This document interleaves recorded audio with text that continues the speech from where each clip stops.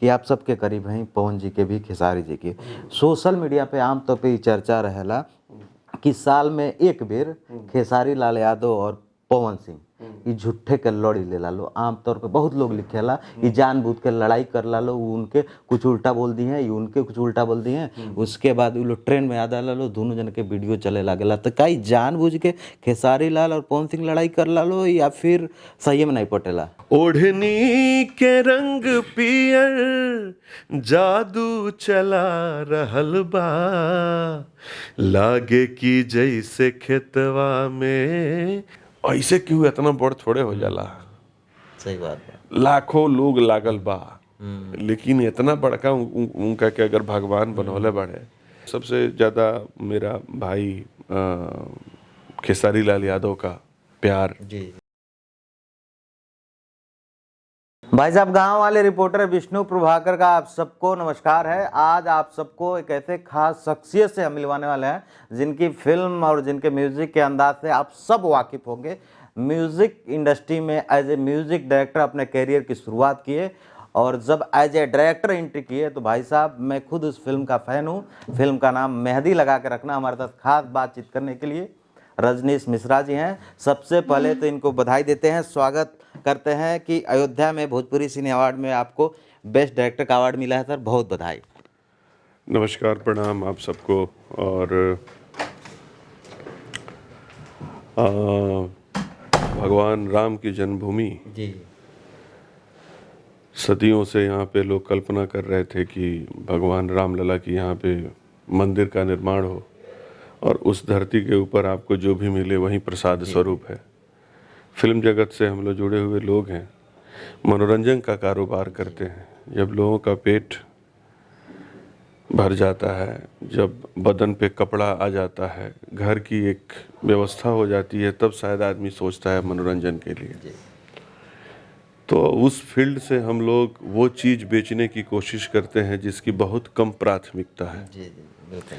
फिर भी न जाने क्यों इस फील्ड को लोगों की बहुत ज़्यादा असीम प्यार मिलता है और बहुत ज़्यादा लोग इसके प्रति आकर्षित होते हैं, ललक रहती है। जबकि ये लिस्ट मतलब बहुत कम चाहे जाने वाली चीज़ है जिसको इंटरटेनमेंट आप कहेंगे। और हम लोग भोजपुरी फिल्मों से रिलेटेड हैं और इस जगह पे आए हुए हैं और सरस सलील अवार्ड ने बुलाया हम लोग को, तो इसके लिए हम थैंकफुल। डोली सजा के रखना में आपकी मेहनत और कहीं ना कहीं उस मेहनत का इनाम दर्शकों ने इतना प्यार दिया, तो कैसा लग रहा है ये जब अवार्ड मिला आपको? देखिए, फिल्में तो जब भी खेसारी लाल यादव के साथ होती है हमारी तो बहुत सहज हो जाती है। मेहनत तो शारीरिक होता है पर मानसिक मेहनत नहीं करना पड़ता, क्योंकि मैं भी उसी गांव से, मतलब खाटी एक तरह से, आप गांव वाले हैं इसलिए आपसे मैं बता रहा हूं कि हम चंपारण के खाटी गांव, केहुनिया गांव हमारा, वहाँ से हम बिलोंग करें नहीं। और विशुद्ध भोजपुरी के हमनी के लड़का हैं यहाँ। जबकि पिताजी हमारे शिक्षक रहनी, बहुत बड़ा विद्वान, लेकिन गांव के कोनो काम से वहाँ का परहेज ना रहे। गोबर उठावला से लेके भैंस खियावला से लेके, अब केहू के हमनी के बतावल जाओ कि भैंस के मतलब दवाई दो के बाद चांडी से कैसे दियाला, तो दू चारे जना हीरो जान पाई जो से वो खेसारी बड़े वो जान सकता रहे कि जे भैंस के चांडी से कैसे दवाई दिया। अच्छा ये बताइए, आप नवोदय स्कूल के छात्र हैं, तो कहीं ना कहीं इंडस्ट्री में आपके लगाव कैसे बोलता कि बहुत सारा लोग अभी तक कि आपके पिताजी शिक्षक, तो कहीं ना कहीं परिवार में यही होला कि अपने आमतौर पे पूर्वांचल में कि हमारा लड़का जौन बा अधिकारी बन जाए, डॉक्टर बन जाए, तो रजनीश मिश्रा जी जौन बाटे ये फिल्म इंडस्ट्री में कैसे रुक गए? नहीं, हमारे पिताजी शिक्षक के अलावा बहुत बड़ा ज्ञानी व्यक्ति रहनी। वहाँ के अब तो नहीं थी, 2019 में वहाँ के निधन हो गए, लेकिन वहाँ के बहुत बड़ा वहाँ के पढ़ावल बड़ा स्टूडेंट्स लोग कहीं जज बा के कुछ बहुत बड़ा बड़ा पोस्ट से रिटायर भइल बा। और वहाँ के एगो खासियत रहे कि वहाँ के 18 साल से लेके 75 साल तक के लड़का मतलब आदमी के वहाँ के दोस्त रहनी। अच्छा, क्रिकेट के ज्ञान बहुत प्रचुर रहे, संगीत के ज्ञान वहाँ के रहे। ओकरा बाद रुआ शास्त्र के ज्ञान रुआ मतलब जितना भी अंग्रेजी लिटरेचर के बड़का बड़का किताब बड़सन होकर व्याकरण के ज्ञान, मतलब बहुत ही विद्वान इंसान रहनी वहाँ के। फिर भी वहाँ के जब घर में गाना होना सुनी तो भरत व्यास के गाना सुनी। अच्छा, माटी से लगाव रहे। हाँ, और शारदा सिन्हा जी के सारा गाना, भरत व्यास जी के गाना, वो बड़ा के याद हमरा, मतलब बहुत बचपन के गाना हो कि गाना करवला ए हरि जी, तो लइकाई में हम सुनी ओकरा के। तो पिताजी इतना विद्वान हो करके जो शुद्ध इंग्लिश लिटरेट रहनी वहाँ के, और वहाँ के जौन पसंद रहे तो भोजपुरी रहे, तो भोजपुरी एक तो हमार बोली जी जी संस्कार हाँ तो बढ़ते गई। जब इवन हम मुंबई में ही नहीं तो मुंबई में लोग से बातचीत के दौरान ही पता चलल कि भोजपुरी फिल्म के भी निर्माण हो रहा बा। पहले हम एडिटर रहनी फिल्म के टी सीरीज में एडिटिंग के काम करते। अरे वाह, मल्टी टैलेंटेड। एडिटिंग के बाद हम फिर संगीत से हमारा रुझान भइल, तो संगीत में हम गाना उना गावल चालू कैनी। अच्छा। फिर विनय बिहारी, धनंजय मिश्रा ये लोग के संपर्क में अइला के बाद फिर एक दिन ऐसे ही मन कैलस हमरा कि वो म्यूजिक डायरेक्शन नहीं खे सिखावल है। एक दिन मन कैलस कि हम खुदे म्यूजिक देव। अच्छा, डिसाइड कर। हाँ, और हमारे एगो मित्र संतोष मिश्रा जी हमरा के मौका दिवा दाले फिल्म में निरहुआ रिक्शा वाला। अरे वाह। और पहला फिल्म ही इतना बड़का म्यूजिकल हिट भइल कि ओकरा बाद फिर हमरा लागल कि ये जोन लोग झंडा लेके ढोत रहेला कि हम इतना म्यूजिक किए उतना किए, हम तो मजाक में किए। एक गो जन बाटे, और एक एगो आज भी गाना ओकर चर्चित बा, प्यार में लोगवा बीमार काहे होला, ओढ़नी के रंग पियर, मिसिर जी तू तो बड़ा बड़ा ठंडा। ये सब वहाँ से फिर काम इतना ज़्यादा हो गई भोजपुरी के म्यूजिक देवे के, तो लगातार कुली हिट गाना आवत गई सन, हिट फिल्म म्यूजिकल आवत गई सन। तो काफ़ी म्यूजिक देला के बाद एक दिन भइल कि यार अपने खुदे ही डिसाइड करनी कि अब हम एगो फिल्म डायरेक्ट करब। अच्छा। और हमार मित्र एहू में एगो दोस्त बहुत सहायक भइले, अवधेश मिश्रा जी। अच्छा, अवधेश मिश्रा जी। वो कहले कि बाबा जौना तो हिसाब से रहुआ कहानी सुनाब तनी, और जौना हिसाब से रहुआ कोनो चीज़ के बताई लेना, अगर वो हिसाब से सिनेमा कैल जाओ तो बहुत बढ़िया धरातल पे उतर जाए। हाँ, तो हमरा टेक्निकल कोनो नॉलेज ना रहे, काहे कि हम केहू के संगे असिस्ट ना कले रही, आ ना कबो सेट के हमरा ज्ञान रहे कि कैमरा के तरह काम करेला, के तरह का होला।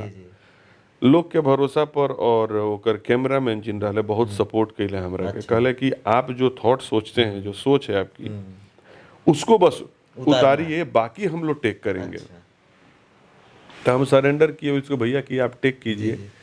और वो पहली फिल्म ही, उसमें सबसे ज़्यादा मेरा भाई खेसारी लाल यादव का प्यार, उसका मेरे प्रति जो उसका एक भावना था कि कोई स्टार आज ऐसे तैयार नहीं होता जो इतना बड़ा स्टार। नया रहनी का हमरा, हम ओमे के रहनी कि हमरा कुछ पते ना रहे।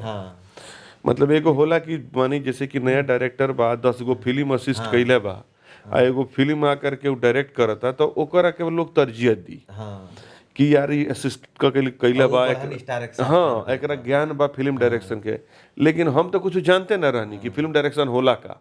म्यूजिक बनावे वाला आदमी और एडवांस जब ओकर गई नहीं कहानी सुनौनी तो उनका बहुत अच्छा लागल। उनकर बाबूजी बैठे रहले हुआ, कहने के खेसारी के भी बड़प्पन बा खेसारी देखी ऐसे क्यों इतना बड़ थोड़े हो जाला। सही बात बा, लाखों लोग लागल बा, लेकिन इतना बड़का उनका के अगर भगवान बनौले बड़े, इतना प्रशस्ति, इतना पैसा। आज जहाँ खेसारी लाल निकल जाता है तो वहाँ पे बड़े बड़े लोग फीके पड़ जाते हैं। तो खेसारी लाल यादव ने उस समय मुझे सपोर्ट किया, बोला कि भैया मैं ये फिल्म करूँगा, और किया तो संपूर्ण क्या बोलूँ आपको, समर्पण के साथ किया। हाँ, स्टार बन के नहीं किया, एक छोटा भाई बन करके किया फिल्म, और मैं जो बोलता था वो करता था। ऐसा नहीं कि सिखाने आ गया कि नहीं मैं ये सोच रहा हूँ भैया, मैं वो सोच रहा हूँ, क्योंकि वो मेरे पहले 50 फिल्में कर चुका था और मैं पहली फिल्म कर रहा था। पर मेरे एक मित्र अनंजय रघुराज जी ने खेसारी जी शुरुआत के 1-2 दिनों में ऐसा उनको लगा, 1-2 दिन पहले दिन ही, पहले शॉट में, क्योंकि मुझे टेक्निकल नॉलेज था नहीं, तो वो बताए कि मैं भैया सोच रहा हूँ कि मैं यहाँ से आता हूँ, ऐसे जाऊँगा, ऐसे होगा। तब तो अनंजय रघुराज जी जो उस फिल्म के प्रोड्यूसर थे, मेरे बहुत ही परम प्रिय मित्र, और हमेशा उनके लिए दुआ दिल में है, उनके लिए भगवान उनको खूब बड़ा करे, खूब अच्छा करे। तो अनंजय रघुराज जी ने आके उनको बोला कि सुना खेसारी जी, बबुआ फिल्म जियले बाई, मेहंदी लगा के रखना, बहुत दिन से जिया था। हमनी के एक दिन में के तरह समझ जाइए, 1 घंटा में की जाई का सोचले बा जी जौन जियला बा ना ओकरा के जिए द। जी ये तो काहे कि ओकरा जौन फिल्मवा सुनावेला वही पर तो तूहू तैयार भइल बड़ा, हमहू तैयार भइल बनी, तो जे तरह बोलत ओ तरह करे के, फिल्म में जाए के बाद ओकरा फीलिंग में खाली घुसे द। और फिर वो चालू हो गई चीज सब, और बनते बनते बनते वही में शूटिंग के दौरान हमनी के रोई जा गाई जा सब चालू रहे। और फिल्म जब बन के आयल तो आउटपुट जब आयल तो एकदम सबको का आशीर्वाद प्राप्त। दर्शकों भी हाथ उठा लेने। और सबसे अच्छी बात ये भइल हो में कि कहीं ना कहीं आप बताते रहे वीडियो एडिटर भी रहनी, तो वो नॉलेज आपके काम आई। हाँ वो हमेशा मतलब जोन भी फिल्म हमारे देखे में रहुआ तो मैं एडिटिंग पॉइंट से कहीं भी कोनो फिल्म में हमारा फिल्म के एडिटर के लगातार 5 साल से बेस्ट फिल्म एडिटर के अवार्ड मिला था, 5 साल से। और जो सिंगर बाड़ी उनका लगभग 5 साल से बेस्ट सिंगर के अवार्ड हमरे गाना से मिला था। अच्छा, एक और सवाल, रजनीश मिश्रा जी के जब नाम आवेला तो खेसारी लाल यादव के नाम आवेला। ये कहल जाला कि आमतौर पे भोजपुरी इंडस्ट्री में हीरो हीरोइन के जोड़ी चलेला, लेकिन एगो जोड़ी जो सबसे फेवरेट बढ़िया चलेला वो रजनीश मिश्रा जी के खेसारी लाल यादव के। तो रजनीश मिश्रा जी पवन सिंह जी के साथ भी फिल्म कैले बानी, दिनेश जी के साथ कैले बानी, सबके साथ कैले बानी, और सबके आपके साथ काम करके कंफर्टेबल हो रहत हुई। आप के करे साथ ज़्यादा कंफर्टेबल है नहीं बताएं? यही बात पर तो बड़ा लड़े ला खेसरिया हमरा से, हमार छोट भाई है बेसिकली। और ओकरा के आज दुनिया खेसारी जी हमू रुआ के बोल सकते नहीं, खेसारी जी। लेकिन जे तरह माई के अपना माई रे बोला जाला, वही तरह खेसारी के खेसारी जी कबो हम ना बोली ने। अच्छा हाँ, वो खेसारिये बोले, ए बाबू है ने आवो, बाबू है तू, ये सब के बात कहिया। वो ओकरा से बहुत अंदरूनी लगाव हो, पर हमेशा खिसेबो करला हमरा से। तो हम जानता नहीं खिसाई आदमी उहे खिसिया सकता जहाँ हक होखे, इहो बात हम समझे। ये आपन समझता उहे रूट सकता, वरना दुनिया में केकरा से केकर पड़ल बाजी। सही बात है। तो खिसियाला तब हम बुझे नहीं कि हमरा का प्यार करता। तेरा नाराज होना ही बताता है कि तू मेरी मोहब्बत में है। क्या बात है।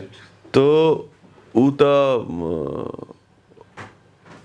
हमेशा अच्छा ओकर एगो और आदत है, खासियत है कि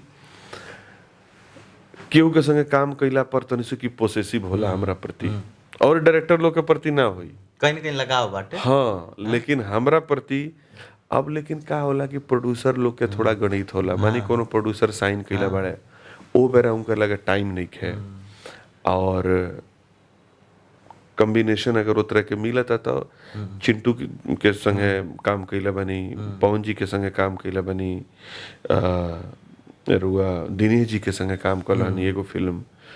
सब केहू के संगे काम कैला के बाद ऐसा एहसास भइल कि सब केहू बढ़िया एक्टर बा, सब केहू अच्छा बा, और केहू भी परेशान करे खतर रुआ के नहीं है, बशर्ते कि रुआ वो लोग के परेशान मत करे। हाँ, पवन जी के बारे में अक्सर लोग के धारणा रहेला कि थोड़ा सा ज्यादा टाइम लग जाता है। हाँ, ये अक्सर चर्चा में रहा है। प्रपंच जैसन एगो वेब सीरीज पूरा उनका के ले करके और मात्र 26 दिन में बना दानी। यही अयोध्या में शूट कैला नहीं, यही अयोध्या में 2 गो फिल्म के बराबर वेब सीरीज 26 दिन में बना दानी।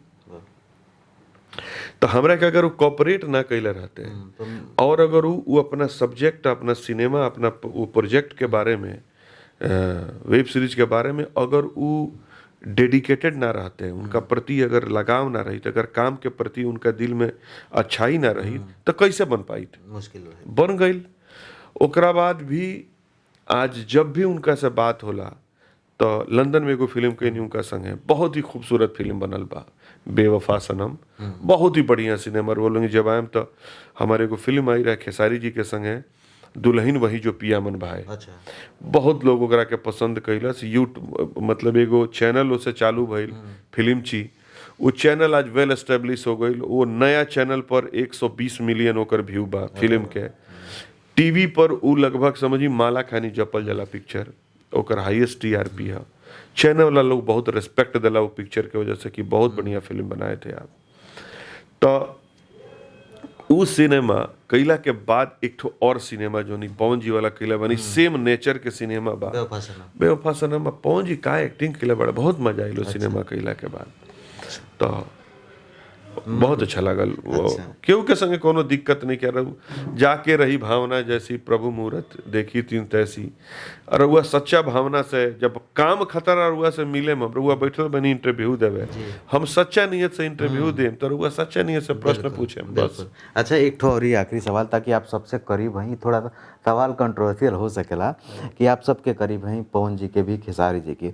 सोशल मीडिया पे आमतौर पे चर्चा रहेला कि साल में एक बेर खेसारी लाल यादव और पवन सिंह झूठे के लड़ी ले ला लो। आमतौर पे बहुत लोग लिखेला कि जानबूझ के लड़ाई कर ला लो, उनके कुछ उल्टा बोल दी हैं, उनके कुछ उल्टा बोल दी हैं, उसके बाद वो लोग ट्रेंड में याद ला लो, दोनों जन के वीडियो चले लागेला। तो कई जानबूझ के खेसारी लाल और पवन सिंह लड़ाई कर ला लो या फिर सही में नहीं पटेला? ट्रेंडिंग के ये सब जानकारी तो हमरा नहीं है काहे कि हमनी के सिनेमा बनावेला ही है। लेकिन एक बात कहें कि दू गो राजा जब दू जगह रही तो एगो राजा चाही कि हम इनका राज हथिया ली और दूसर का राजा चाही कि हम उनका राज हथिया ली। तो शाश्वत नियम हो, ये प्रकृति के नियम हो।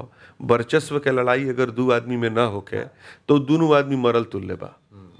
तो दू गो राजा जब बा, अच्छा इहो हम जाना तनी कि जितना फेसबुक पर मीडिया पर सब कुछ पर ही घमासान चलेला, दोनों आदमी जब एक संगे मिलेला लो तो खाली हंसी मजाक के बात होला। बुझला कितना प्रेम बा। अब रुआ के बता देम कि एगो बीच में बड़ा भयंकर कंट्रोवर्सी दोनों आदमी में आई रहे कि स्टेज पर कुछ ऊ बोल रहे तो ई फिर लाइव भइले सब ई सब बातचीत भई रहे। हम पवन जी के डबिंग करत रहनी तो डबिंग करत रहनी तो हम स्टूडियो में बैठे रहनी तो लग खेसारी जी आ गई। खेसारी जी आ गई अते तो उनका गेटे पर पता चल गई रही कि जे पवन भैया बाड़े उचल जाते। गेट पर उनका पता चलल वो अंदर आ गई। अच्छा अंदर आ गई, अंदर आके घुसले रिकॉर्डिंग रूम में और रिकॉर्डिंग रूम में आ करके ओकरा बाद कहता रहे कि जे प्रणाम कैले हमरा के। हम कहनी खुश रह बाबू का हाल चाल। तो बढ़िया भैया क्या कर डबिंग चलता। तो हम कहनी कि पवन जी बाड़े। तो डबिंग रूम हुआ तनी साइड में रहेला तो अथी में बा बगल में बाड़े डबिंग करता रहे। तो कहले कहो भैया, तो वो अनहार में बैठल रहे तो कहता रहे के हो आता के हो खेसारी। तो कहता अच्छा शत्रुघ्न ओके शत्रुघ्न नाम है उनकर, शत्रुघ्न यादव शुद्ध नाम शत्रुघ्न। तो बोले आवा है न मर्दे तार कुछ दिमाग खाई हम। अब वो निकल के आइले पवन जी जैसे निकल के आवत रहे तो पवन जी के पहल का रे चैन से ना जिए देवे। तो कहता रहे कि बैठा बैठा चैन से जिए तनी कुछ खियावा पहले। तो इस टाइप के बतकई और बाहर जो पीक पे था उन लोग का वो अच्छा इधर हंगामा हो रहा था। तो देखिए दो राजा जब आमने सामने बैठेगा ना तो एक दूसरे को सम्मान देता है। बोला कि हम राजा हैं तो तुम भी राजा हो, हम अगर अपनी फील्ड में बहुत बड़े हैं तो तुम भी बहुत बड़े हो। पर सेम टाइम दोनों के अंदर ये नियत रहती है कि हर आदमी का, आप पत्रकार हैं आपके अंदर भी होगा कि मैं दूसरे पत्रकार से बड़ा बनूं, मेरे अंदर भी है कि मैं दूसरे से बड़ा डायरेक्टर बनूं। नेचर में अगर ये नेचर आपके अंदर मर जाए तो आप मर गए, फिर आपका काम क्रिएटिविटी सब मर गई। आपको बड़ा बनने का जो एक फितूर सवार है वही तो आपको बड़ा बनाता है। तो ये खेसारी लाल की ये बहुत बड़ी खासियत है कि उसके अंदर जुनून है, उसके अंदर ये फायर है कि मुझे बड़ा बनना है, मुझे और आगे बनना है। टॉप के हीरो भी है दो जना वालों। तो भाई दोनों जना चाहिए ना कि हम ऊपर तो हम ऊपर। अगर ये फितरत दोनों आदमी ना रहे तो एक आदमी तो शिथिल हो जाए ना। तो एक फितरत बाय लेके कि मैं ऊपर, मैं सबसे अच्छा, मैं सबसे बड़ा, यही उसको जिंदा वो और बड़ा होगा तो हमारा काम भी और बड़ा होगा। लेकिन ये बताएं हमके ऑडियंस के बीच में जौन तू मैं होला आमतौर पे सोशल मीडिया पे ये होला भोजपुरी इंडस्ट्री अब जातिवाद की तरफ रुख करता। एगो खेसारी जी के गैंग बा, यहाँ पवन सिंह के गैंग बा, उस सोशल मीडिया पे कमेंट बाजी में गंदा गंदा बात होला कि उनके धमकी देला। ये कहीं ना कहीं ठीक तो नहीं बा ना। ये गलत बात बा, ये गलत बात बा। ये तो बहुत ये तो मतलब देखी यही से कहल जा रहा कि विद्या अब एमे जे नइखे समझत संस्कार के, अथी के, सभ्यता के, सब कुछ वो लोग के मुंह से कबो तो गाली गलौज नहीं आई। गाली गलौज जो फैन वालो, हार्ड कोर फैन वालो आपस में गाली गलौज एक उनका के देता रहे, वो उनका के देता रहे। ऐसे बचे के चाहिए। नहीं ठीक नहीं सर। हाँ, ये सब कैला ऐसे तरह रउआ मतलब जौन भोजपुरी के वो लोग लड़ के उठावता लो, वो भोजपुरी के रउआ गिरावतनी। हाँ, आपस में गाली गलौज से लड़ के आप गिरावतनी, छोट बनावतनी। अच्छा, एगो आखिरी सवाल हमार, चिंटू पांडे के जौन बा बेस्ट एक्टर के अवार्ड मिलल है, ये अवार्ड में आपके नज़र से के बेस्ट एक्टर के अवार्ड मिले के चाहिए?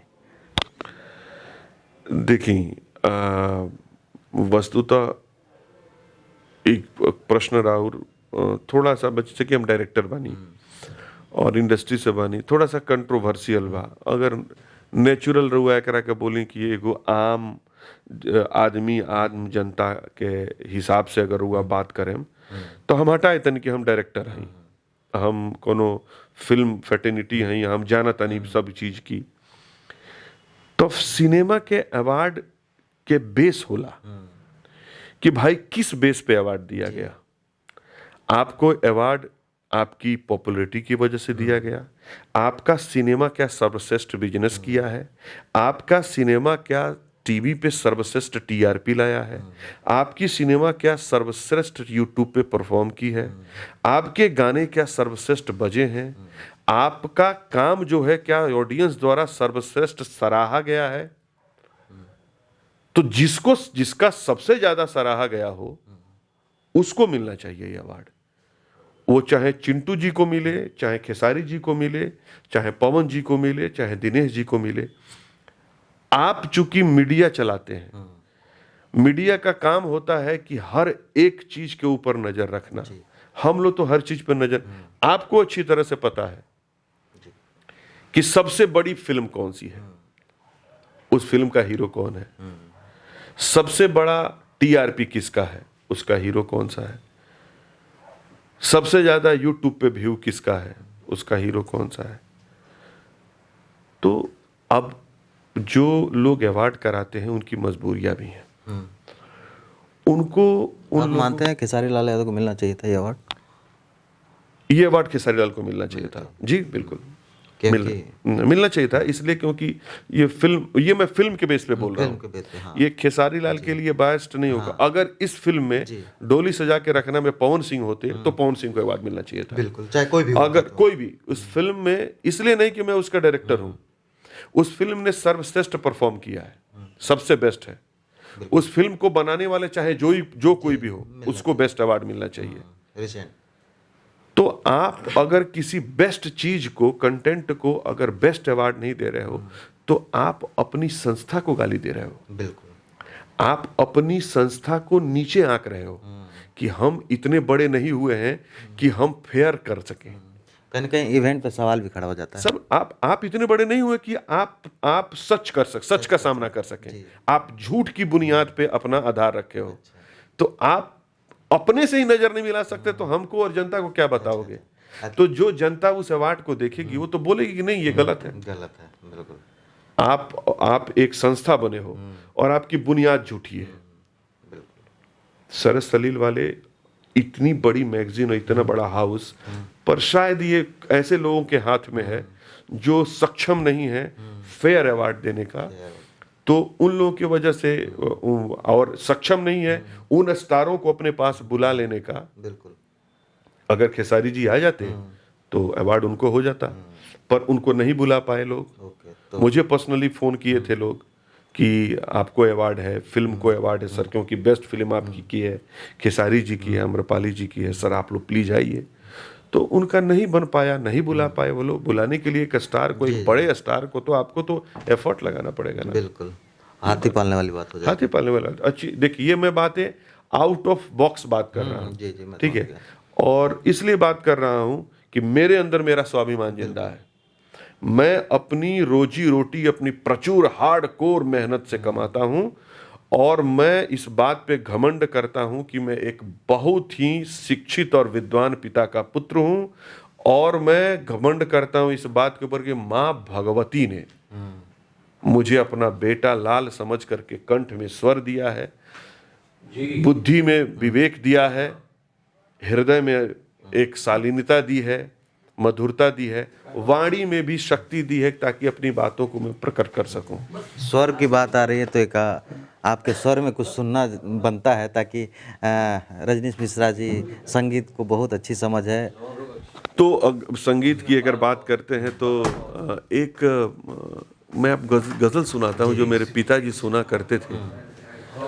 हाँ, कभी बिंदिया हंसे, कभी नैन हंसे, कभी बिंदिया हंसे, कभी नैन हंसे, कभी नैनों के बीच हंसे कजरा, कभी बिंदिया हंसे, कभी नैन हंसे। एक मेरा फेवरेट लागे के जैसे खेतवा में, और हमारे तमाम दर्शकों का फेवरेट। ओढ़नी के रंग पियर, ओढ़नी के रंग पियर, ओढ़नी के रंग पियर, जादू चला रहल बा, लागे की जैसे खेतवा में सरसों फुला रहल बा, लागे की जैसे खेतवा में सरसों फुला रहल बा। और रजनीश जी, आपने हमको समय दिया, आपको बहुत बहुत धन्यवाद। और मुझे बहुत अच्छा और बड़ा बेबाकी से अपने मेरे हर सवाल का जवाब दिए। बड़ा अच्छा लगता है कि जब एक पत्रकार कोई सवाल करता है उसका जवाब सीधे तरीके से दिया जाए, और बहुत मज़ा आया मुझे बात करके। आप सबको ये वीडियो कैसा लगा कमेंट करके बताइएगा। फेसबुक पर देख रहे हैं, पेज को लाइक कर लीजिए, यूट्यूब पर देख रहे हैं, चैनल को सब्सक्राइब कर लीजिए। गाँव वाले रिपोर्टर का आप सबको नमस्कार।